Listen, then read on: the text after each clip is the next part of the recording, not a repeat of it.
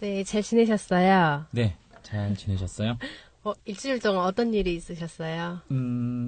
여러 가지 일이 있었죠. 뭐, 하리슈하고도 뭐 연관이 되는데, 먼저 신혜은 작가님은 네. 그 여행 다녀오셨잖아요. 네, 제가 저번 주에 꿈만필 오프 모임이 있었는데요. 제가 운영진 된 이유 딱 한 가지, 가장 큰 이유가 오프 모임을 빠지지 않아서였는데, 네, 이번에는 어떻게 하다 보니까 빠지게 됐네요. 아, 무슨 저희가 뭐 여기서 이제 뭐 고해성사 하시는 거 아니니까 괜찮아요. 네, 뭐 저는 즐거운 시간을 보내고 왔습니다. 엄마랑 효도관광 다녀왔어요.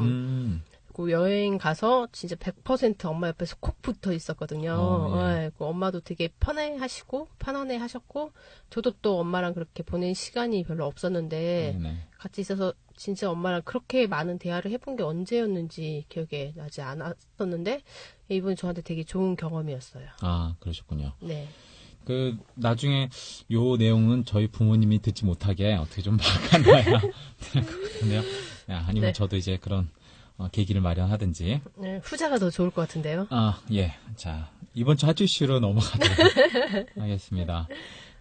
이번 주에 인터넷으로 이슈가 되셨던 분이 한 분이 계세요. 어떤 분이냐면, 그 인쇄피아라는, 그 인쇄 업체 네. 하시는 거에 이제 전희찬 대표님이셨는데, 그분이 한 2주 전부터 전국에 일어나는 이 세월호 이슈를 보고 너무 가슴이 아프셔서 이 노란 스티커를 제작을 하셨어요. 그리고 이게 차량용 스티커라서 차량용 스티커를 원하시는 분은 그냥 무료로 제작을 해서 나눠주겠다. 와, 멋지신데요? 네, 그래서 이분이 그 카페도 만드셨어요. 그래서 인터넷에 그 인쇄피아 전희찬 대표님 검색하시면 그분 소개하는 블로그하고 이제 카페하고 연결이 되실 텐데, 그래서 이제 한 사람당 5장까지는 우표값만 받고, 우표값은 500원이었어요. 그래서 맨 처음에 그것도 무료로 하겠다 그랬다가 사람들이 막 너무 많이 신청을 하신 거예요. 그래갖고, 죄송한데 우표값만 보내주시라고 500원이라고. 그래서 네. 내가 무슨 꽃꽂이 같아요. 그러면서. 꽃꽂이. 예, 500원. 네. 네. 그래서 이제 뭐 택배로 받으시는 분이 택배비 하시고 그 대신 뭐 몇십 장 해도 상관은 없고. 네. 그래서 저도 꿈만필 분들한테 안내해드리면 좋을 것 같아서 안내도 해드리고 저도 신청해서 받았습니다. 네. 그래서 이제 차에도 부착하고 다니면서 유가족 분들이 정말 이제 맘 풀렸다. 우리 아이들 정말 뭐 이젠 더 좋은데 갈 거 편히 눈 감을 것 같다. 우리 사회가 더 이상 이런 일로 가슴 아프지 않을 것 같다라고 하면, 그런 얘기가 나오면 그때 이제 이 사건이 마무리된 걸로 생각하고 그때 이제 이런 캠페인도 더 의미 있는 기록으로 남을 것 같습니다. 제가 몰랐었는데 오픈 모임 참석 안 했더니 많은 일들이 있었네요. 네네, 현장에 또 그것도 있었고, 또 뒤쪽에 그 얘기 드리겠지만, 네. 저희가 목차 작성하는 거라든지, 이렇게 또 다른 분들의 나눔 같은 것도 같이 있었죠. 조금 이따 또 소개를 한번 해드리도록 하겠습니다. 알겠습니다. 그럼 오늘 어떤 이야기를 해주실 거예요? 예, 오늘 할 이야기는 그 지난주에 그 미션 리뷰를 간단하게 말씀을 드리고, 그리고 이번 주 글쓰기 관련한 미션 안내, 그리고 다음 주 책 소개, 이렇게 해갖고 저희가 진행을 하려고 합니다. 저희가 그 미션이라는 말을 되게 많이 사용해요, 그 단어를. 네. 미션이 어떤 건가요? 오늘 방송 처음 들으시는 분들도 있을 텐데, 간단히 얘기하면 제일 이해하기 쉽게 말씀드리면 글쓰기 숙제 같은 거라고 보시면 좋을 것 같아요. 숙제. 일주일에 한 번씩 나가는 숙제. 네, 그렇죠. 그러니까 매일 내가 글쓰기를 늘리기 위해서 우리가 하는 것이 무엇이 있느냐라는 차원인데, 오늘 처음 방송 들으시는 분들도 있을 테니까 크게 말씀드리면 전체적으로 이런 식으로 진행이 돼요. 뭐냐면 일단은 일주일에 한 권씩은 책을 읽습니다. 네, 그리고요. 예, 다독에 들어가죠. 이거는 뭐 관련된 글쓰기 관련된 책도 있고, 그리고 본인의 어떤 개인의 브랜드나 어떤 사회적 관계망을 이렇게 계속 건전하게 꾸준하게 넓히는 방법의 책들도 있고요. 그 사회를 바라보는 시선들, 그러니까 이 시대, 동시대에 우리가 어떤 주제들을 다루고 있잖아요. 그러니까 동시대가 어떻게 돌아가고 있는지에 대한 주제들, 이런 책들이 계속 이렇게 돌아가고 있죠. 저희가 지금 소개를 해드리고 있는 책들도 그렇고, 그리고 이제 두 번째로 자신의 글쓰기 더하기 해서 책 쓰기와 관련된 미션들이 나가요. 그래서 본인의 칼럼을 작성해 본다든지, 목차를 작성해 본다든지, 아니면 각각 샘플 홍보를 작성해 본다든지, 아니면 시장 조사를 해 본다든지, 이런 식으로 출판사 및 저자로서 내가 실력을 올릴 수 있는 이런 미션들이 나가고요. 그리고 저희가 필사 미션들이 나가죠. 그래서 매일 한 뭐 한쪽씩 지금 쓰고 있는, 그래서 워밍업이 어느 정도 이루어지시면 조금 더 근력을 높이는, 그래서 조금씩 단계를 높이는 이런 필사 미션, 그러니까 다른 사람의, 내가 본받고 싶어하는 사람의 글을 갖다가 호흡을 늦춰서 서로 미션이 나가고, 그리고 서로의 어떤 글을 보고 그 글에 대한 어떤 응원, 어떤 코멘트를 다는 요 미션들이 지금 매주마다 돌아가죠. 그리고 2주에 한 번씩 온라인 100일장 미션 돌아가고, 한 달에 한 번씩은 오프라인에서 출판사 대표님이나 뭐 저자들이나 이런 분들 모시고 사회 전반적인 현황이나 글쓰기 실력을 높이는 법, 혹은 책을 쓰는 방법들에 대해서, 혹은 컨셉을 잡는 법, 이런 식으로 같이 이야기를 나누고 있습니다. 꿈꾸는 만년필 본격적으로 시작해보겠습니다. 지난주 미션에 대한 피드백을 해주실 건데요. 어떤 미션들이 있었나요? 가장 크게는 자신의 글감을 계속 저장할 수 있는 블로그에 대해서 유명한 책들을 보고 제 블로그를 컨셉에 맞게 다시 재구성해 보자는 차원의 글을 말씀을 드렸거든요. 그래서 이 내용들을 갖다가 보셔서 미션을 진행을 해주셨고요. 제가 조금 더 첨언해서 말씀을 드리자면, 본인이 잘했다고 생각하시는 분들이 있을 거예요. 나 이제 뭐 대문 사진도 바꿨고, 네, 프로필 사진도 바꿨고, 디렉토리도 나름 깔끔하게 정리했으니까 이제 잘 됐지? 라고 하셨은 분이 있을 수 있어요.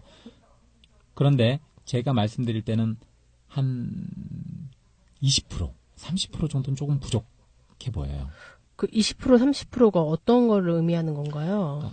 각각의 사람마다 다른데, 한번 상대방의 입장을 다시 한번 고려해 보셨으면 좋겠어요. 뭐냐면, 수많은 사람들이 여기를 들어왔을 때 잡다한 취미나 지식을 갖고 있는 나란 것들을 보기 위해서 들어온 건지, 네. 아니면 출판사 분들이나 혹은 내 지인들이 봤을 때, 이 사람은 이런 분야에 관심이 있고 전문성이 있는 사람이구나 라고 내가 재구성을 해보는 건지, 이럴 수 있어요. 물론 내가 여러 가지 이제 관심이 많을 수 있죠. 취미도, 운동도 한 5-6가지 이상, 음악도 5가지 이상 할 수 있죠. 그런데 그게 네 블로그를, 내 전문성을 보여주고 하는 디렉토리의 아주 중요한 이슈는 아니거든요. 가장 내가 이 블로그에서 무엇을 보여주고 싶은지에 대해서 우선 정해야 한다는 말씀이신 건가요? 그렇죠. 그리고 그 부분이 제일 강조가 돼 있어야 된다라는 거죠. 그러면 양코치님 블로그에서 어떤 게 가장 강조가 되어 있나요? 이제 저 같은 경우는 아무래도 제일 많이 하는 게, 제가 그 블로그 타이틀 보면 이제 홈페이지하고 같이 연동시키는 게 이제 독서 코칭 연구소라는 게 있거든요. 그러니까 제 블로그는 독서, 그러니까 책 읽기, 그리고 코칭, 이제 이런 것들하고 연관이 제일 많이 구성이 되어 있죠. 그래서 거의 90% 이상은 책과 관련된 이슈들이고, 그 책들을 통해서 제가 사회를 바라보거나 실천하거나 하는 것들, 그러니까 제 삶에 이제 책이라는 거를 떼놓을 수가 없다 보니까, 이 홈페이지는 책과 관련된 이야기구나. 그게 뭐 IT 제품 블로그나 뭐 이런 것처럼 각자 자기 특성을 갖고 있어서, 난 이 분야에 정말 관심 있어, 이 분야를 제대로 계속 이야기할래 라는 차원에서 다른 분들이 보셨을 때도 그거를 좀 더 컨셉을 맞췄으면 좋겠다라는 생각이 들었습니다. 양코치님 이야기를 들으니까 제 블로그도 한번 점검에 들어가야겠다는 생각이 마구마구 드는데, 점점 저에게도 숙제를 주시는군요. 감사합니다. 네. 그리고 보시면 각각의 잘하시는 분, 못하시는 아쉬운 분이 있으세요. 근데 어떤 분은 난 뭐 대문은 잘했는데 프로필 사진은 좀 아쉬워. 나는 프로필 사진 잘했는데 이분은 디렉토리를 잘 꾸며놨네. 이거를 일주일 안에 사실 보실 수가 있어요. 각자의 또 장점이 있기 때문에, 그래서 다른 분들의 그 하신 걸 보고 자꾸 내 거로 응용해서 바꿔보셔라라고 일주일에 한 번씩 바꿔보셔라 하는 게 여기에 이유가 있는 거죠. 그냥 내가 했으니까 끝, 이게 아니고 다른 사람의 장점을 보고 자꾸 내 거로 취하려고 하는 사람들이 여럿이 한 것들에 대한 의미를 찾고 발전이 있으시거든요. 그런 걸 좀 말씀드렸습니다.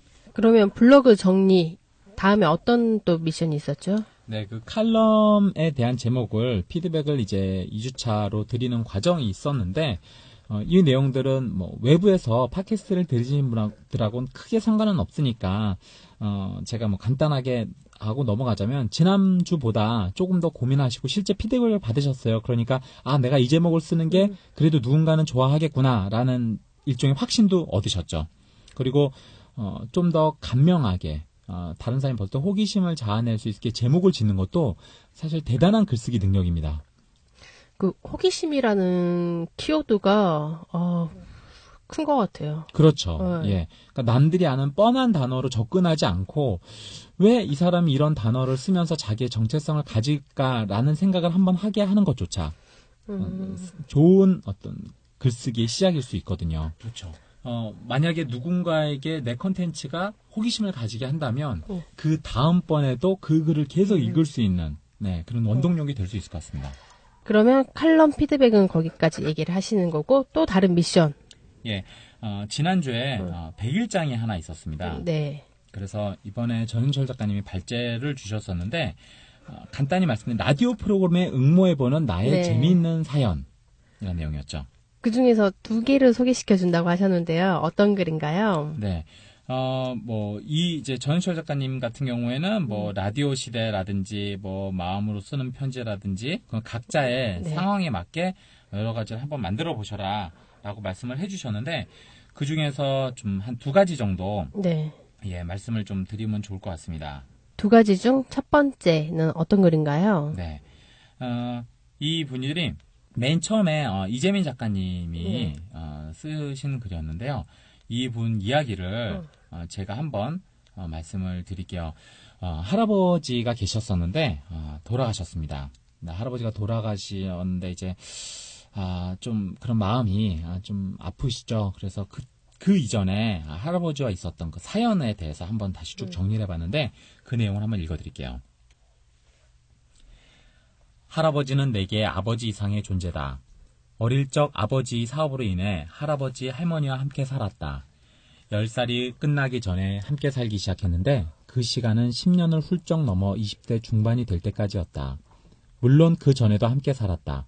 그때는 부모님도 함께였었다. 동네에서도 할아버지는 점잖은 분이셨다. 친구들이 우리 집에 오면 할아버지가 멋있다고 부러워한다. 백발을 올백으로 넘기시고 낡은 옷도 정갈하게 입으신다. 게다가 잘생기셨고 항상 웃고 계셨다.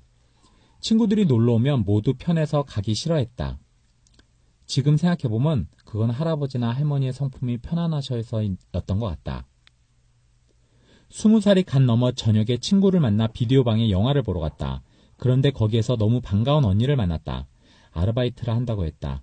친구를 보내고 언니와 한참 얘기를 나누다 보니 어느새 12시가 넘었다. 머릿속에서 바쁘게 생각을 했다. 지금 전화해서 아침에 들어간다면 혼날 거 뻔하겠지? 어차피 혼날 거 그냥 내일 아침에 일찍 들어가자. 그래도 혼나는 건 똑같으니까 한 번만 혼나지 뭐. 그리고 새벽이 되어 집에 들어갔다. 그래도 잘못했다는 생각은 있었는지 조용히 안 들키게 들어가야지 하며 살금살금 걸어갔는데 마루 문을 열고 평상시보다 늦게 약수터에 가시려 나오는 할아버지와 마주쳤다. 순간 긴장을 했다. 그러나 할아버지는 야단을 치지 않으시고 한마디 하셨다. 피곤하지? 우선 자거라.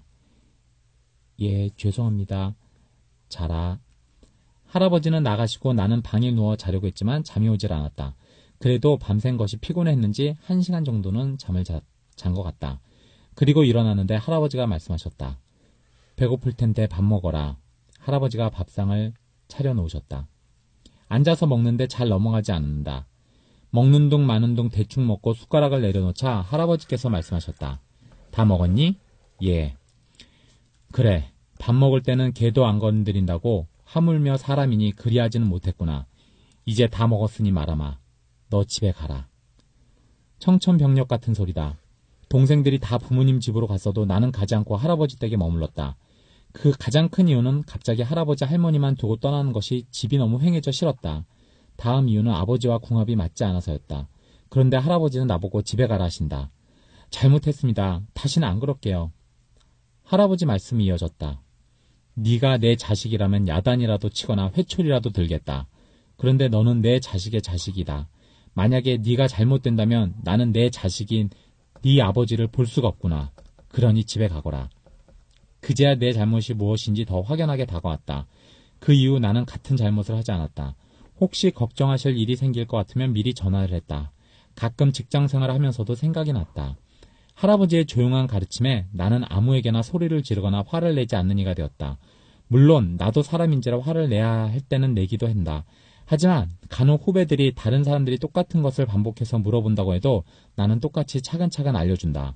마치 처음처럼. 이것은 내게 가르침을 받은 사람들이 내게 해준 칭찬이다. 할아버지의 따뜻한 훈육에 지금이 내가 있다는 생각을 한다. 그래서인지 윗집의 아이들에게 야단치는 소리를 들을 때 또는 세상의 아이들이 아파함을 볼 때 그러한 따뜻함이 전달되지 못하며 안타까움이 든다. 생전에 할아버지께 고맙습니다라는 말 한마디를 하지 못했다. 조용히 하늘에 보낸다. 할아버지 고맙습니다.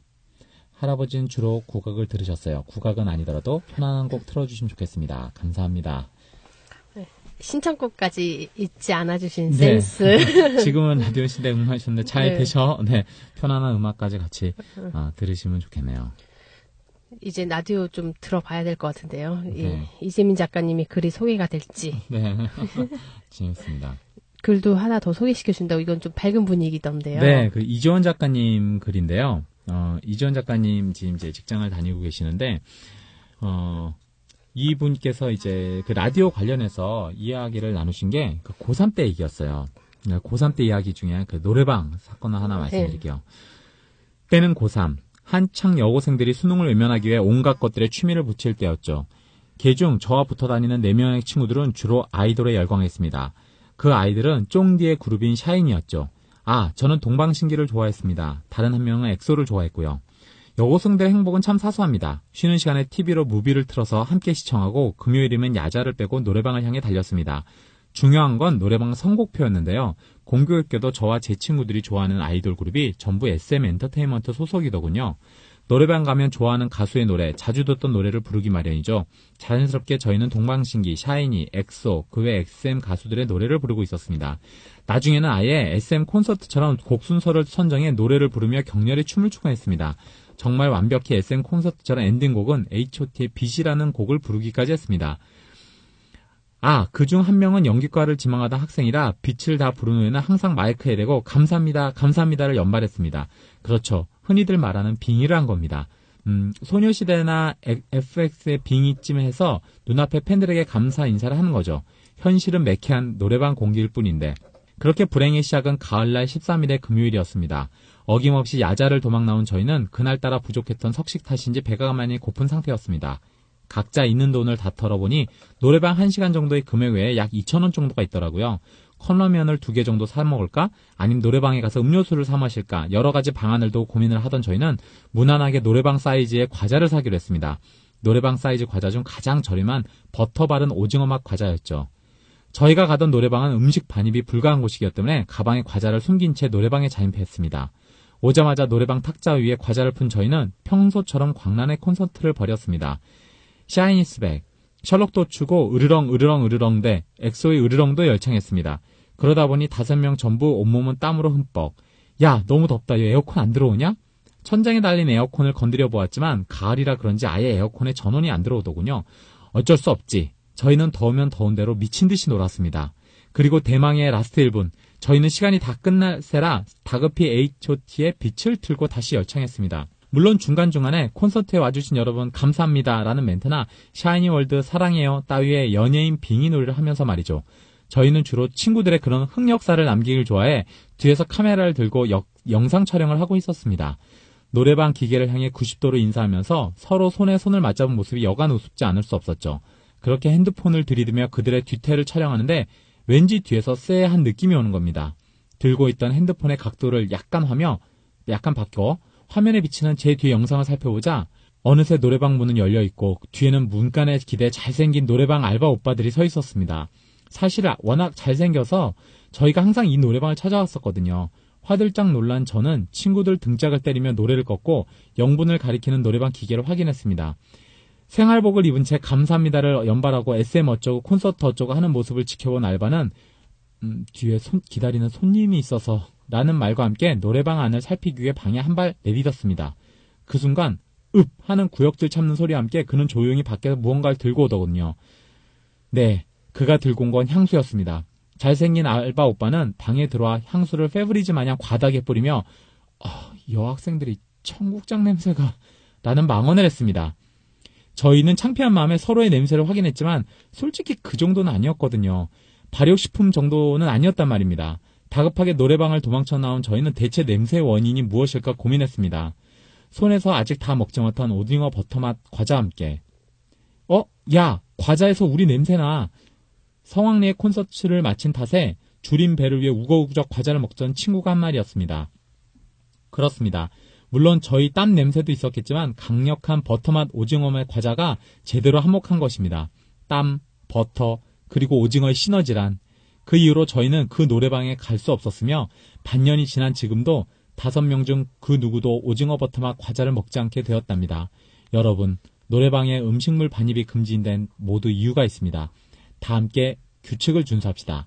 신청곡은 저희의 콘서트를 마치게 해준 H.O.T의 빛을 신청합니다. 이지원 작가님이 글을 보내신 게 샤이니 종현이 DJ를 하고 있는 푸른밤 종현입니다라는 코너예요. 아, 예. 예, 그래서 그 DJ랑 사연이랑도 다 연계가 잘 돼 있다라는 그 생각을 했었거든요. 네. 저도 종종 듣고. 아, 네. 그러시군요. 네. 저는 이 앞에 가수 이름 얘기하는데 네. 이 가수가 요즘 나온 유명한 가수인가 보다. 네. 그런 생각이 들었어요. 그래서 네. 좀 됐나요? 좀 됐습니다. 아, 좀 된 것 네, 같아요. 엑소는 몇 집이었는데 작년에 으르렁으로 되게 인기가 많았고요. 요즘에도 새로운 음반이 나왔었는데 네.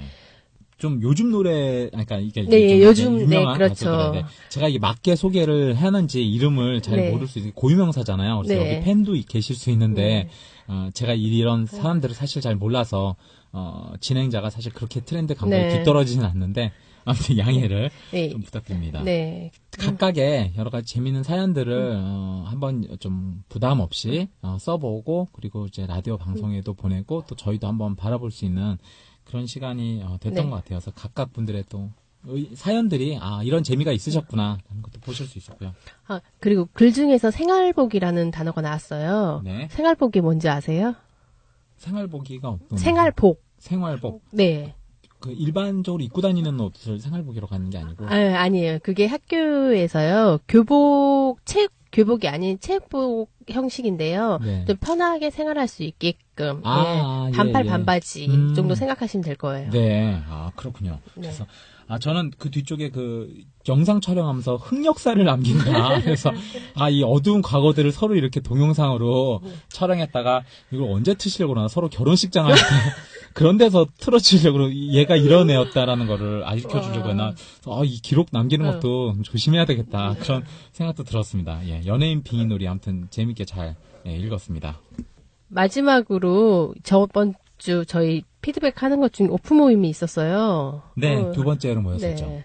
제가 진짜 오프 모임 가는 거 진짜 좋아하는데 좀 아쉬워서 더 많이 남는 것 같아요. 어떤 일들이 있었어요? 네, 오프 모임에서 가장 큰 줄거리 중에 하나가 이제 한 3가지 단어를 무작위로 주고 그 단어를 소재로 해서 자기가 쓰고 싶은 주제를 연결해서 써보는 그런 시간을 가졌었고요. 첫 번째는 조금 쉬웠는데 아마 다음번 오프 모임 할 때는 연관해서 조금 더 고난이도로 얘기를 드릴 것 같고, 두 번째는 저희가 그 권기호 대표님 있으세요. 그래서 공존출판사 권기호 대표님을 저희가 모시고 글쓰기, 책쓰기 관련해서 시장의 트렌드라든지 글을 잘 쓰는 방법이라든지 컨셉 잡는 법이라든지 베스트셀러의 어떤 조건이라든지 이게 일반인은 작가가 궁금하신 점들 있죠. 그런 이야기들을 같이 나누는 시간을 가졌고요. 그리고 마지막으로는 저희가 이렇게 목차 작성하는 법이 있었습니다. 그래서 아무래도 글을 쓰시는 분들이 이제 분량이 있잖아요. 그래서 그 분량 차원에서 목차를 어떻게 하면 쓸 수 있는지, 목차를 쓰는 방법에는 목차의 종류에는 또 어떤 것들이 있는지 이런 걸 같이 나눠봤습니다. 오프 모임 중에서 3가지 중에 첫 번째가 단어 3개를 가지고 소재로 삼아서 주제를 가지고 글을 쓰라라고 하셨는데요. 소재와 주제의 차이점은 네. 어떤 건가요? 이제 일단 방송을 처음 들으시는 분들도 있으니까 간단히 말하면 주제는 내가 말하고 싶은 것입니다. 네. 그리고 소재는 내가 말하고 싶은 걸 말하기 위해서 사용하는 글감이죠. 예를 하나 들어주시겠어요? 예를 들면 지금 제 앞에 이 종이컵이 있어요. 네. 근데 이 종이컵은 소재가 되는 거죠. 네. 그런데 만약에 내가 환경 보호를 이야기하고 싶어요. 그럼 일회용 종이컵을 사용하는 것들에 대한 얘기를 해볼 수 있겠죠. 그게 이제 소리가 될 수 있겠죠. 혹은 직장 상사와의 뭐 따뜻한 어떤 동료애를 얘기하고 있을 때 내가 막 깨지고 힘들어서 막 옥상에 올라가서 담배를 피고 있는데 그 상사가 와서 야, 너도 힘들지? 야, 우리 한번 잘 이거 프로젝트 해보자. 그러면서 종이컵에 이제 커피를 담은 종이컵을 건네줬어요. 그러면 이 종이컵은 환경 보호에 대한 이야기가 아니고 동료에 대한 이야기를 하는 소지가 되겠죠. 어떤 의미인지 좀 이해가 되시나요? 네. 그러니까 주제는 내가 하고 싶은 말이 되는 거고 소재는 그 이야기를 하기 위해서 끌어다 쓰는 것들, 재료, 그렇죠. 재료들. 예, 네. 재료가 되는 거죠. 네. 그렇게 소재와 주제는 정리가 되고요. 공정출판사의 공기호 대표님 오셔서 어떤 이야기를 해주셨어요? 네, 여러 가지, 아까 말씀드린 이야기에 대한 전반적인, 그러니까 현장에서 글을 쓰고 싶어 하시는 작가님들이 내가 이런 글을 쓰고 있다. 이런 컨셉이 어떤 것 같냐. 혹은 베스트셀러의 조건은 뭐냐. 현재 출판 시장의 현황은 어떠냐. 뭐 이북의 뭐 예상 전망 뭐 여러 가지 얘기를 해주셨는데 그 얘기들을 가지고 이제 1시간가량을 차분히 말씀을 해주셨죠. 진짜 아쉬워서 지금. 네, 저 못 들었으니까 저를 위해서 아니면 또는 이 팟캐스트를 들으시는 분들을 위해서 요점만. 네, 간단히 말씀드리면 이 내용들을 저희가 다음 주 미션 할 때, 숙제를 할 때, 현장에 오신 분들한테 이걸 해보시라고 얘기를 드렸어요. 그래서 그분들이 어떤 내용이 있었고, 나는 어떤 질문을 했는데, 어떤 이야기를 받았다는 거를 정리를 해갖고, 제가 다음 주에 조금 더 세부적으로 말씀드리고, 만약에, 이제 팟캐스트 들으시는 분들이나 다른 분들이 어떤 요청이 있으면, 공기호 대표님하고 일정을 맞춰서 말씀드렸던 질문을, 육성으로 또 이렇게 말씀드린 게 더, 나름 잘 전달이 되시지 않을까 생각해 봅니다. 저 완전 기대하고 있겠습니다. 네. 다음 주까지 기대를 하게 만드시네요. 네, 들어주시라고. 그럼 목차 작성하는 방법에 대해서도 이야기를 했다고 하셨어요. 네. 네, 어떤 이야기? 목차는 어떻게 작성해야 되나요? 가장 처음 던졌던 질문이 그거였어요. 목차가 뭐냐? 네, 그러네요. 목차가 뭐예요? 네, 목차가 뭐냐 하고 두 번째, 목차가 없으면 어떻게 되는 거냐? 목차가 왜 필요하냐? 목차가 없으면 어떻게 되길래? 라는 내용들을 말씀을 드렸죠. 그래서 가장 크게 비유를 드리면 목차는 그 책을 쓰기 위한 설계도 같은. 설계도. 네. 우리가 만약에 설계도가 없이 건물을 짓는다고 생각하면 어떻게 되겠습니까? 어떤 문제점이 있으니까요. 설계도 없이. 전 딱 들었을 때 기둥 높이가 달라질 수 있을 것 같다는 생각이 들었어요. 예, 들쭉날쭉해지는 거죠. 우리가 다 같이 15m로 맞추자라는 게 없었으니까 어떤 거 높였다가 야 여기는 높이니까 볼품이 없네. 여긴 좀 낮추자. 아니야 여긴 높여. 이러면 이제 기둥부터 엉망이 되겠죠. 그리고 기간도 엉망이 되겠죠. 야, 이 설계도니까 재료는 얼마나 들고 들어오는 건 얼마나 들고 세우는 건 얼마나 걸리겠구나. 시간을 못 재니까 뭐 할까? 기둥 세워볼까? 밑에 시멘트 넣어볼까? 이런 식으로 이제 뒤죽박죽, 작업 일정도 뒤죽박죽이 되는 거죠. 그래서 그 설계도는 뭔가를 시작하기 위해서 꼭 필요한 거다. 네, 그렇죠. 그래서 제가 강폴 씨의 사례를 드렸는데 인터뷰하실 때 그런 얘기 했었어요. 강폴 씨가 예를 들어 연재를 만화를 하면 이 내용이 어떻게 이렇게 반전이 있고 속에 어떤 내용들이 들어가나 생각을 하잖아요. 그런데 처음에 강폴 씨는 이 주인공이 어떻게 결말이 된다는 걸 정해놓고 시작해요. 네. 그러니까 어떻습니까? 전체적인 분량을 나눌 때, 예를 들어 10분의 1 정도면, 예를 들어 여기까지는 주인공이, 여자친구와 갈등이 생겨야 돼. 여기부터는 직장 동료하고 갈등이 생겨야 돼. 그리고 풀어나가기 시작해야 돼. 그리고 반전의 모미는 4회차에 넣어야 돼. 이런 거 짜여져 있는 거죠. 또, 목차가 없으면 어떻게 되나요? 아까 말한 작업 일정이나 분량이 줄어드는 게 들쭉날쭉해질 뿐더러 작업 일정이 이제 이렇게 안 맞으니까 내가 어느 기간 안에 어떻게 글을 써야겠다는 계획을 세울 수가 없죠. 그러면 계획 없이 하면 안 되나요? 이제 늘어지게 되는 거죠. 늘어지게 되는 거. 보통 그 안에 맞추게 되면 좋은데 우리가 보통 데드라인이라고 하잖아요. 마감 시한이라고 하는데 만약에 제가 미션을 갖다가 1년치를 만약에 먼저 줘요. 네. 먼저 주고 편할 때 1년 안에 아무 때나 하세요. 그럼 어떨까요? 딱 저한테 막막해지는데 안 할 것 같아요, 잘. 네. 보통 사실 안 합니다. 그리고 마지막 전전달 해봐야 되는데 해야 되는데 그렇게 스트레스 엄청나게 받다가 사실은 못하고 넘어가 버리죠. 네. 그나마 이 얘기도 1년 안에 해보신다면 이란 가정을 줬죠. 하면 좋습니다. 언젠가 시간 되면 해보세요. 그러면요 그 사람이 할 확률이 얼마나 될까요? 진짜 의지가 높은 사람이 아니고서는 안 할 것 같아요. 저는 네. 못합니다. 네. 사실 대부분 그래요. 저 역시도 마찬가지고. 에이, 하실 것 같은데? 아닙니다. 예. 저 스스로도 마감 시간을 주고 그 일을 갖다가 진행하는 것과 네. 그렇지 않은 것과 저 스스로도 항상 큰 차이가 있어요. 네. 그래서 여기 계신 분들한테 이거를 1년, 과정 1년을 다시 분기로 쪼개고, 분기를 달로 쪼개고, 달을 주로 쪼개고, 그 주에서, 이제 어떻게 보면 일로 쪼개서 필사하시고, 뭐 책 초반에 보시고 이런 얘기가 다 이유가 있는 거죠. 그래서 이 목차에 대한 여러 가지 종류에 대해서 제가 참고했었던 책 제목이 대통령의 글쓰기라는 책이었거든요. 근데 저희 미션에 2분기에 들어갈 내용이니까 그때 좀 더 자세히 소개를 해드리면서 저희가 또 안내를 하도록 하겠습니다.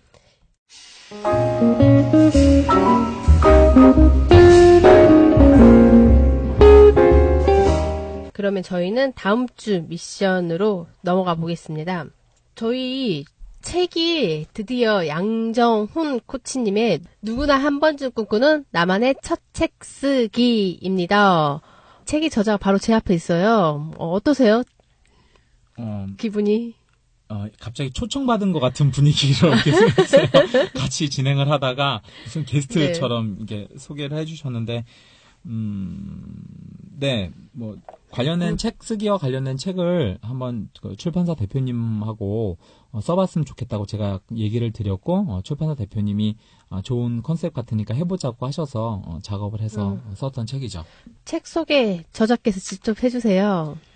책 쓰기와 관련된 책입니다. 간단히 말하면 책 쓰기와 관련된 책이고, 조금 더 특장점을 드리자면, 이제 출판사 대표님이나 저자님이나 아니면 이렇게 책 쓰기와 연관된 뭐 교보문고에 계셨던 북마스터 분이나 이렇게 다양한 출판과 관련해서 좀 다양한 분을 모시고 인터뷰하고 또 모셔서 강의했었던 내용들도 정리를 했고, 그러다 보니까 이제 그 당시에 시대적 상황 같은 거 있잖아요. 남들이 책을 쓰면 너무 좋을 거다라는 막연한 상상보다는 현실에 대해서 냉정하게 좀 직시해드리고, 그럼에도 불구하고 책을 쓰시는 분들에게 이런 게 좋을 것 같다라는 이야기도 같이 나눠드리고, 좀 잘 쓰시기 위한 팁, 그리고 이제 출간 기획서 작성하시는 데 대한 노하우를 조금 더 집중해서 썼던 책입니다. 그러면 얘기 중에서 다른 책들에는 많이 글쓰기에 대한 내용은 많이 있지만 이 책에만 그 출간 기획서에 대한 내용이 있어요. 네. 출간 기획서는 어떻게 써야 하나요? 출간 기획서는 가장 크게 보면 사업 계획서 같은 거 있잖아요. 네. 회사에서 사업 계획을 한다 그러면 시장이 어떻고 우리는 어떤 아이템을 내놓을 거고, 그리고 뭐 판매 전략은 어떻게 될 거고, 그리고 이 책은 뭐 이 제품은 어떤 내용들을 담고 있고 어떤 특장점들이 있다. 시장에서 이 제품이 소비자들한테 선택받을 수 있는 특장점이 뭐가 있다. 이런 걸 이제 보여주잖아요. 네. 그런 것처럼 출간 기획서도 내가 작성해 보면서 내 책을 좀 더 시장 상황에 맞게 분석해보고 조금 더 명확한 전략을 세워보는 데 도움이 되는 그런 설계도 같은 개념입니다. 출간 기획서를 쓰기 위해서 어떤 준비가 필요하죠? 여러 가지가 필요한데 이제 조금 지나면 저희가 이제 기획서를 작성해야 네. 되는 내용들이 보거든요. 가장 보면 도대체 이 책을 왜 독자들이 선택해야 되지? 라는 그 질문에 끊임없이 부딪히게 돼요. 제가 다시 역질문을 드릴게요. 그럼 양코치님의 책 누구나 한 번쯤 꿈꾸는 나만의 첫 책 쓰기는 왜 선택해야 될까요, 독자가? 예를 들어서 이런 거죠. 지금 출판 시장에 대해서 좀 더 사실을 알고 싶다. 좋은 점도 있지만 이런 점이 문제다. 그런 어떤 민낯을 보고 싶다거나, 혹은 출간 기획서를 조금 더, 왜냐하면 이제 회사를 다니거나 기획팀에 있는 사람들은 이런 것들이 좀 익숙할 수 있어요. 여러 가지 뭐 시장 분석해 본다든지 뭐 특장점, 뭐 SWOT 뭐 이런 것들 분석해 보시는 게 익숙할 수 있는데, 그렇지 않은 분들은 그냥 막연히 뭐 잘만 쓰면 되지라고 하는데 그 잘만 쓴다는 게 어떤 기준이 없거든요. 자기만의 기준일 수 있거든요. 이거를 일기가 아니고 독자와의 흐름을 갖다가 찾는 과정이니까 그런 차원에서 도움이 조금 더 될 수 있을 거라고 생각했죠. 이 책에 대해서 더 하실 말씀 있으신가요?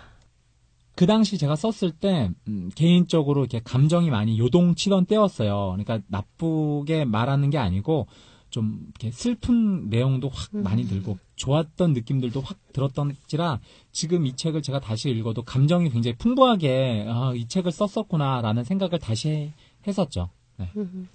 책 혹은 저자 양정훈 작가님에 대해서는요, 나중에 기회가 되면 따로 모시는 시간을 갖고요.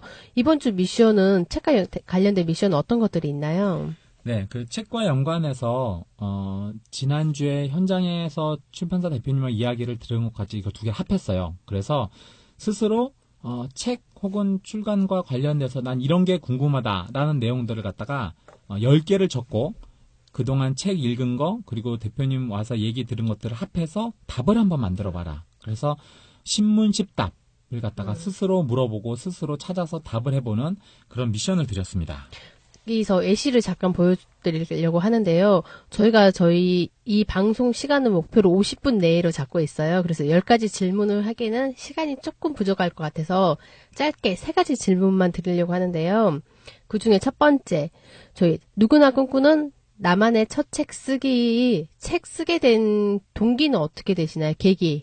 예, 첫 번째 질문으로 책 쓰게 된 계기를 물어봐 주셨죠? 네. 네. 가장 큰 이유는 이렇게 살기 싫다. 이렇게 살기 싫다? 네, 그러니까 지금 내 모습보다 좀 더 나아진 모습을 만들고 싶다라는 거, 그거 하고, 그러다 보니까 자꾸 읽게 되고, 읽다 보니까 말하고 싶게 되고, 말하고 싶다 보니까 자꾸 쓰게 되고, 이 단계를 이제 자연스럽게 거쳐왔는데, 정말 이거는 아닌 것 같다. 조금 더 나아진 삶을 살고 싶다라고 한 거하고, 좀 더 나은 죽음을 남기고 싶다라는 거 있었어요. 좀 더 나은 죽음을 남기고 싶다. 조금 무섭다라는 생각도 들 수도 있을 것 같은데요. 그러니까 이런 거죠. 그냥, 저 자신은 어차피 뭐, 인간이 육체를 갖고 뭐, 100년, 200년 살 수 있는 건 아니잖아요. 그럴 때 내가 뭔가 나은 정신을 갖고 살아왔었고, 그것이 내 후대에 도움이 될 수 있다면, 그게 뭐가 있을까라고 하다가 저는 뭐, 음악을 잘하거나, 예를 들어 뭐, 엄청나게 운동을 잘하고 그런 건 아니니까 내가 남길 수 있는 게 있다면 좋은 정신을 내 삶의 궤적을 통해서 책으로 정리를 하면 우리 아이들이나 혹은 이거와 관련돼서 궁금해하는 분들에게 아주 작은 도움이나마 될 수 있지 않을까. 그런 차원에서 그걸 좀 죽음이라는 표현을 써서 유산 같은 개념이죠. 아주 작지만 어떤 다음 세대에 남을 수 있는 어떤 유산, 그런 바람이 있었던 것 같아요. 저한테는 많이 도움이 됐습니다. 예. 감사합니다. 네.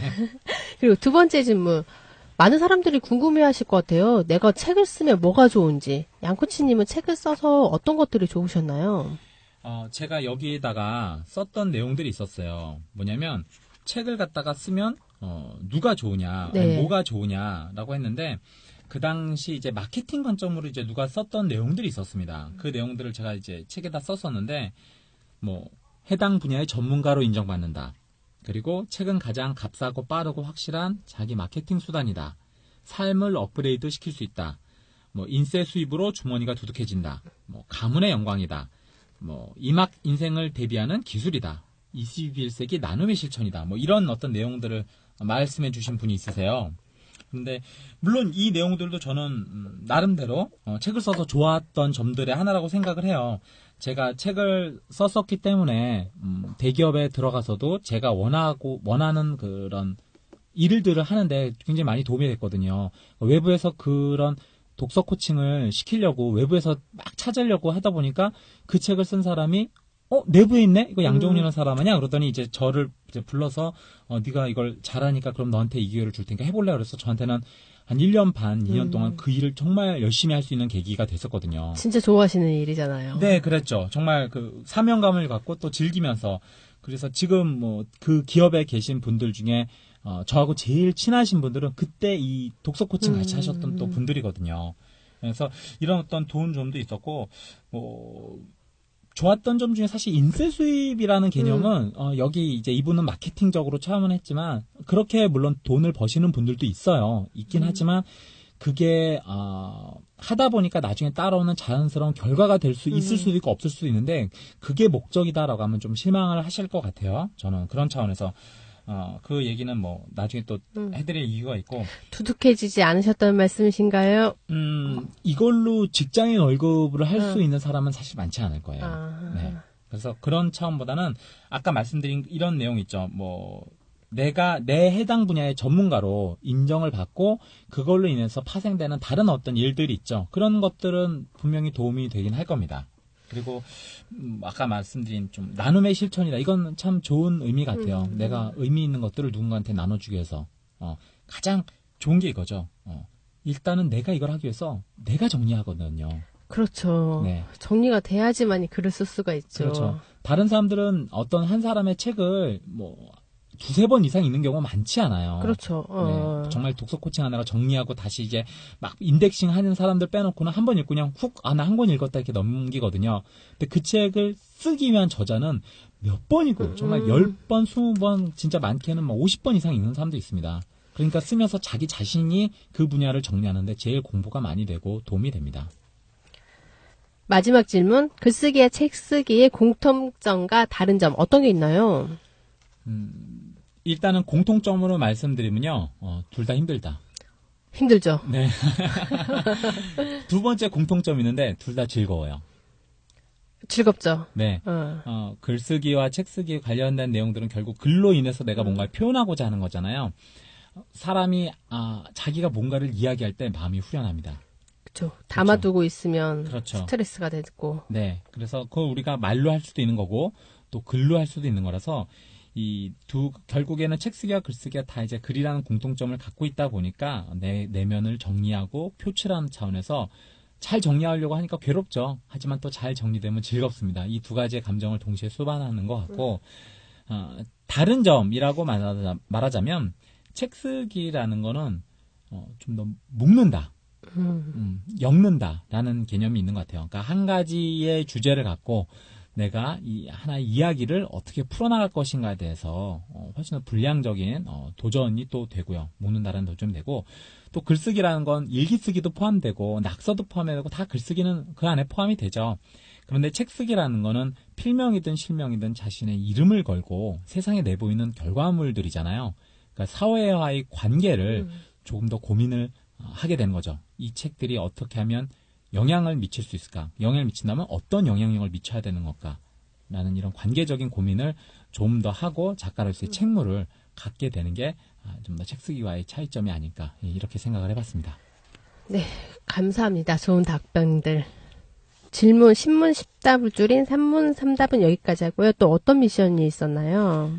그리고 현장에 했었던 내용 말고 뭐 간단한 건데 저희가 이제 명함을 나눠 드렸었어요. 그래서 이제 내 인생에 처음 명함 받으시는 분들도 있었고 나이가 젊으신 분이나 명함을 굳이 필요로 하시지 않으셨던 분들은 이제 각자 이제 이런 명함들을 나눠 드렸는데 서로 나눠주는 그리고 이번에 뭐 이렇게 대표님 모시고 같이 이야기했던 것들에 대해서 한번 내가 정리해보고 그 내용들이 어땠고 대표님 얘기 어땠고 그리고 난 이런 느낌을 가졌다라는 내용들을 한번 어차피 미션으로 나갔으니까 조금 그 부분을 발췌해서 대표님과 같이 나누는 이런 미션도 드렸습니다. 그 오픈 모임에서 특별한 이벤트가 있었다고. 네네. 어떤 건가요?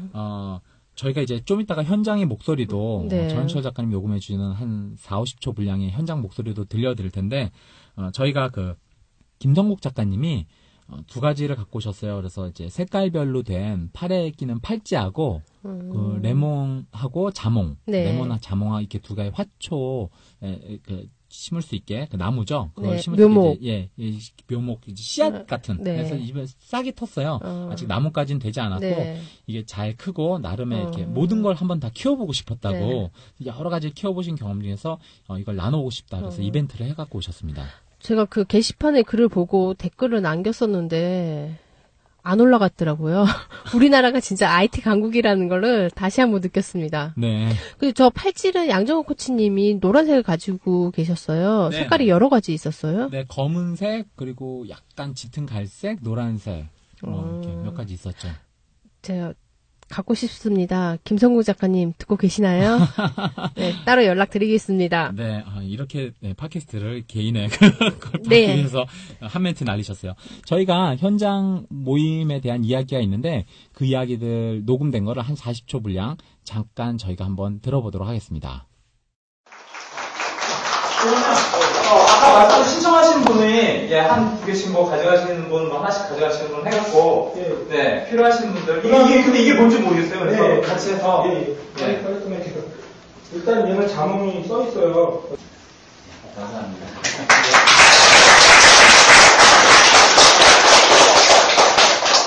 마지막 말씀이 제일 중요했어요. 그쵸? 네. 이렇게 꼭. 네. 잘 들으셨나요? 저도 이게 어떤 일이 있었는지 궁금하고요. 네, 다음 달엔 꼭 참석하겠습니다. 저희 또 주니어 과정도 있어요. 네. 거기에 대한 미션 잠깐 안내해 드리려고 하는데요. 저희가 4주 연속으로 희노애락에 대한 거 하신다는 말씀 드렸잖아요. 네, 그랬죠. 네, 거기에서 어느 작가님이 자신이 되게 화났었던 거, 노여했었던 거를 쓰고 나서 댓글을 남겨주신 게 있었어요. 근데 제가 생각했던 거랑 같은 마음이더라고요. 이거 잠깐 소개해 드리려고 하는데요. 생각으로만 가지고 있을 때랑은 좀 또 다른 느낌입니다. 사실 괜히 안 좋았던 기억들을 들추어냄으로써 나에게 또 한 번의 상처를 주는 것은 아닌가 하고 많이 망설이긴 했는데 파헤쳐보니 오히려 조금은 후련한 기분이 드네요. 댓글을 남겨주셨는데요. 저도 이 감정을 느꼈었거든요. 네.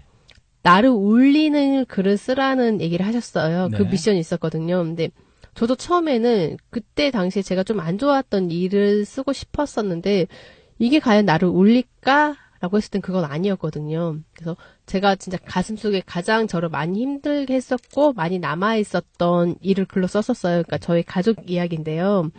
그래서 제가 처음으로 글을 쓰면서 울었던 경험이 있었어요. 그 글을 쓰고 나서 되게 또 편안해진 점이 있었고 저희 아빠랑의 저희 가족들 간의 관계였었는데 그러고 나서 아빠에 대한 되게 안 좋아했었는데 아빠를 싫어하고 그 뒤로 아빠에 대한 감정이 조금 더 많이 편안해지고 요즘은 아빠랑도 또 대화를 시도하게 되고 아빠랑 좀 친해지는 계기가 그 글이 아니었을까 지금은 조금 생각해 봅니다. 예. 그래서 저는 이 미션이 개인적으로 되게 많이 애착이 가는 미션 중에 하나이고요. 이번 주 미션 책은 청춘의 커리큘럼이에요. 이 책에 대해서 조금만 소개해 주시죠. 우리가 이제 당연하게 국영수, 과학 이렇게 뭔가 젊은 나이에 배워야 된다라고 생각을 할 수 있잖아요. 그런데 그 책의 소개 내용을 보면 아시겠지만 사실 인생은 참 여러 가지 많은 게 필요하죠. 여러 가지 많은 걸 또 볼 줄 아는 거하고 그래서 기존에 있었던 당연히 배워야 된다는 거 이외의 것들에 대해서 조금 더 시각을 넓혀드리는 차원에서 이 책을 소개시켜드리는 게 제일 적당할 것 같아요. 네. 미션 중에 하나가 공부는 왜 해야 하는가? 해야 한다면 그 이유? 하지 않아도 된다고 하면 그 이유에 대해서 글을 써보는 미션이 있었고요. 계속 이어지는 미션이 희노애락 중에 그다음에 또 다른 거는 주니어 작가님들도 이제 칼럼 발송을 하려고 해요. 성인분들이랑 같이 해서 그 칼럼 제목과 데이터베이스, 이메일 주소 모으는 그런 미션이 있었습니다. 말씀하시니까 제가 생각이 하나 나는데, 제가 기업에서, 이제, 신입사원들 데리고 독서 강의를 해요. 그러면 여러 가지를 질문 드리고 나중에 이 얘기를 조금 더 이제 자세히 좀 드리겠지만 여러 가지를 질문하고 어떤 거든지 답해주겠다 혹은 관련된 책을 연결시켜 한번 보겠다라고 얘기를 해서 거기서 무작위로 종이를 받습니다. 쪽지를 받아서 적게 받을 때는 한 40, 50개 많이 받을 때는 200개 정도씩 받거든요. 현장에서 한 번에. 그럼 이제 그걸 분류를 해봅니다. 그러면 80%가 어떤 내용들이 들어있냐면요. 내가 이 일을 선택해서 여기를 들어왔는데 정말 이 일을 좋아하는지 잘 모르겠어요. 네. 어떻게 하면 내가 원하는 일을 찾죠? 네. 예. 두 번째는 내가 이거에 들어왔는데 이제 내 살아남아야 되잖아요. 그러니까 성공하는 방법. 그러니까 재산을 불리는 재테크라든지 네. 아니면 좋은 인간관계를 맺는 거라든지 이런 법들. 그리고 또 하나 이제 신입사원이니까 아직 들어온 지 얼마 안 돼서 결혼도 해야 되고 이성을 찾는 거 있잖아요. 어떻게 하면 좋은 이성을 찾고 좋은 사람과 이런 어떤 매력적인 내가 사람이 되는지. 예. 이런 것들을 물어봐요. 네. 그리고 그러니까 생존하는 여러 가지. 그럼 제가 관련된 얘기를 쭉 해주고 나중에 얘기를 해드리는 게 있어요. 그런데 하나 궁금한 게 있다. 여러분들은 여태까지 학창 시절에 세계 그 어느 나라보다 공부를 많이 시키는 나라에서 그렇게 계속 뼈 빠지게 공부하고 나름 좋은 대기업에 들어오셨는데 왜 이거 모르시냐고. 뭐 공부하셨냐고 물어봐요. 되게 벙진 표정을 보실 것 같아요. 그렇죠. 사실은 자기들이 제일 중요하다고 생각하는 걸 물어봤잖아요. 네. 근데 왜 그걸 안 배워왔지? 그렇게 중요한 거잖아요. 내가 어떤 일을 해야 될지, 어떤 사람과 관계를 맺으며 살아갈지, 이 사회에서 내 재산을 지키고, 그리고 성공하는 방법들 정말 중요하다고 생각할 텐데, 왜 안 배웠지? 라고 물어보는 거죠. 그럼 어떤 답변들이 오나요? 보통은 이제 막막하죠. 왜 우리가 안 배웠지? 그런데 제가 말씀드려요. 안 배운 게 아니고, 여러분들이 안 배운 게 아니고, 안 가르쳐 준 거다. 그 어떤 이 사회가 여러분의 성공을 정말 진심으로 바라는 거라고 생각하냐. 그랬다면 그런 걸 가르쳐줘야 되지 않냐. 가장 중요한 것들인데. 근데 왜 안 배웠냐면 여러분이 그렇게 자주적으로 독립하고 자주적으로 생각하고 자주적으로 여러분의 재산을 지키고 자주적으로 여러분이 원하는 일을 찾는 사람이 되지를 바라지 않는다. 사회는 여러분이 순응하는 사람이 되기를 바라고 여러분이 적당히 여러분의 돈을 뜯기길 바라고 광고를 보면 여러분의 지갑을 여는 사람이 되기를 바란다. 표가 됐습니다. 네, 나중에 또 한번 이야기를 나눠봐야 될 것 같다는 생각이 듭니다. 독서 강의 할 때 조금 더 자세하게 이야기 한번 나눠보시죠. 독서의 원래 목적이 무엇인지에 대해서. 저희 그럼 마지막 순서인 다음 주 책 소개와 추천 도서. 다음 주 책은 저희 어떤 책인가요? 다음 주 책이 인문학은 밥이다라는 책이거든요. 그래서 이번 주 책이 전자책, 제 책이 전자책으로도 이제 구하실 수 있고 사실 분량이 많지는 않아요. 그래서 읽기 쉬우셨을 거고 또 책 쓰기와 관심이 많으셨으니까 다음 주 책은 좀 분량이 됩니다. 그래서 미리미리 준비하시고 읽으셨으면 좋겠어요. 그러면 이 내용을 갖고 좀 더 우리가 많이 이야기를 나눠볼 수 있을 테니까요. 네, 인문학은 밥이다. 다음 주에 좀 더 자세히 들어보기로 하고요. 다른 추천 도서. 제가 권기호 대표님 같이 모시고 이야기 나눠서 갖고 왔었는데 공존출판사에서 나온 책 쓰기와 관련된 글쓰기와 관련된 책이 있습니다. 제목이 작가 수업이라는 책인데요. 도로시아 브랜디가 쓴 영어 원제로 치면 Becoming a Writer라는 책이었습니다. 어떤 내용들이 있나요? 전체적으로 보면, 작가란 무엇인지, 그리고 작가가 되기 위한 조건들은 어떻게 해야지 되는 내용들이지, 크게 말하면 이런 글쓰기와 관련된 내용들로 같이 이루어져 있고요. 네. 전반적으로, 조금 옛날 책들과 비교하면 어떤 지망생들, 한테 이렇게 강의를 해주는 식의 형식으로 각각의 목차마다 쓴 내용들입니다. 그래서 속에 세부적으로 모방은 어떻게 하는 건지, 시각은 어떤 식으로 찾는 건지, 그리고 독창성이란 무엇인지, 그리고 작가는 작가의 휴식에 대해서 이렇게 전반적으로 글쓰기와 관련된 팁들 그리고 속의 이야기들을 같이 나눴었죠. 책 안에서 소개시켜줄 내용이 있으신가요? 책이 나오게 된 배경에 대해서 간단하게 권기호 대표님한테 이야기를 들었었는데 본인 이제 번역서죠. 이렇게 이걸 갖고 와셔서 우연히 발견하시고 나서 들었던 생각이 왜 우리나라엔 이런 책이 없었지? 글쓰기와 관련해서 이거 한번 내가 번역해갖고 소개해주면 좋겠다라는 내용들이 있었어요. 그래서 관련된 내용들을 정리를 했었는데 제가 밑줄을 많이 쳤던 게 있었어요. 뭐냐면 글쓰기 관련해서 쭉 팁을 주고 중간 구절인데 6장에 나왔던 내용이에요. 6장에 나왔던 게 일정한 시간의 글쓰기라는 내용이었거든요. 그런데 거기서 쭉 얘기를 해주고 좀 충격적인 멘트를 한마디 한 게 있습니다. 지금 이 자리에서 이 책을 통틀어 가장 엄숙한 경고의 말을 해주고 싶다. 즉, 이 훈련에 실패할 경우, 그러니까 꾸준히 글을 쓰는 이 훈련에 실패한 경우 글쓰기를 포기해라. 글을 쓰고 싶다는 열망보다 글쓰기에 대한 저항이 더 크다면 지금이라도 늦지 않았으니 활력을 배출할 곳을 다른 데서 찾는 것이 좋다. 이른 아침에 글을 쓰는 훈련과 아무 때고 글을 쓰는 훈련은 글을 자유자재로 거침없이 쓸 수 있을 때까지 계속 이루어져야 된다. 이른 아침과 자유자재 두 시간대의 글을 써보라고 훈련을 하라는 거네요. 그때조차도 거침없이 쓸 수 있을 때까지 훈련해라. 그러니까 글쓰기를 이런 게 있어요. 제가 예전에 어떤 책은 뮤즈를 기다리지 말라는 책이 있었는데, 그러니까 많은 사람들이 착각하는 게 뭐냐면 작가는 영감이 왔을 때 쓴다고 생각해요. 네. 짹짹짹짹 그리고 천사가 날아다니고 팍 번뜩였을 때 그때 몰아쳐서 2박 3일을 미친 듯이 쓰고 몸살이 나갔고 막 하고 그 책은 베스트셀러가 되고 착각에서 벗어나시라. 매일매일 오늘도 글을 쓰고 내일도 글을 쓰고 내일 모레도 뭔가 쓸 수 있는 그런 사람이 되었을 때 그 사람이 작가로서의 자질을 갖추기 시작하는 거라서 아주 우연한 기회에 뭐 되면 잘 쓰겠다 이런 생각이라면, 그런데 글을 쓰고 싶다는 열망만 있다면 그거는 진짜 글쓰기를 배우려고 하는 자세가 아니니까 다른 데서 찾아봐라, 이런 얘기가 있습니다. 소개시켜 주실 거 있으신가요? 네. 오늘 전반적인 내용들은 이제 지난주 미션 리뷰한 거, 그리고 이번 주에 그 신문십답의 의미, 그리고 이제 제 책에 대한 잠깐 간단한 소개, 그리고 이제 추가로 관련된 책 소개, 작가 수업에 대한 이야기를 저희가 해드렸고요. 아무래도 이 방송이 좀 특화되어 있는 방송이에요. 그렇죠? 책 쓰기 네, 관련해서. 책 쓰기. 그러니까 제가 항상 얘기하지만 글은 힘이 세요. 그렇죠. 그렇죠.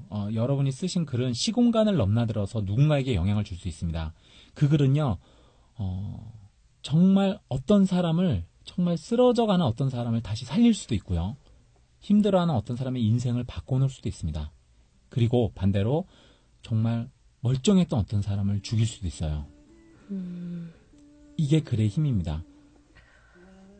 그러니까 작가가 되시고자 하시는 분들은 내 글이 이 세상에 어떤 영향력을 미치는지를 인지하시고 나는 어떤 사람으로서 살고 싶으신가를 끊임없이 고민하시면서 시작하시는 게 좋을 것 같아요.